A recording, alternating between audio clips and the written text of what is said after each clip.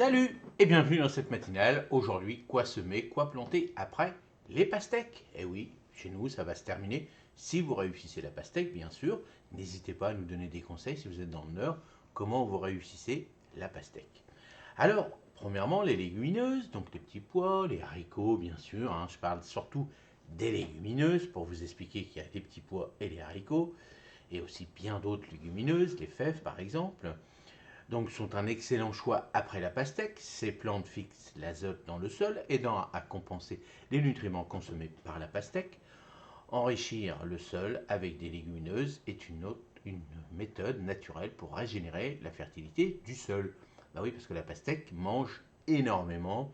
Donc ça permet, dans le sud, ce qu'ils vont faire, après les pastèques, ils vont remettre des petits pois. Eux, ils peuvent ressemer des petits pois. Et vous, si vous avez mis de la pastèque sous vos tunnels, vous pourrez faire un petit semis de petits pois, bien sûr, sous vos tunnels au nord de la France. Ensuite, les légumes racines, tels que les carottes, les betteraves et les radis, se développent bien après la pastèque. Le sol ameubli par les racines profondes de la pastèque est parfait pour ces cultures qui exploitent des nutriments différents.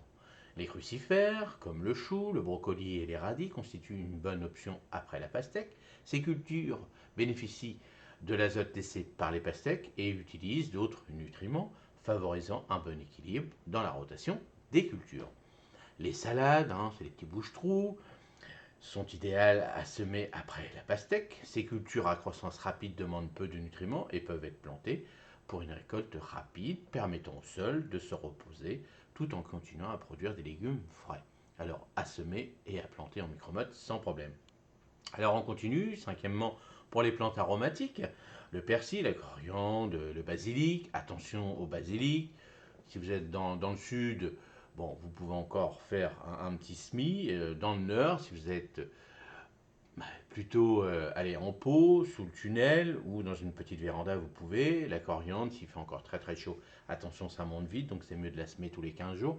Et le persil, si vous n'en avez pas, bon, vous pouvez ressemer, plutôt acheter un petit pot, c'est quand même mieux, c'est plus rapide, pour pouvoir le garder jusqu'à mars-avril. C'est une plante bisannuelle, donc automatiquement, à partir du mois d'avril, elle va commencer à faire des belles fleurs. Allez, passez une excellente journée et demain matin. Salut, merci.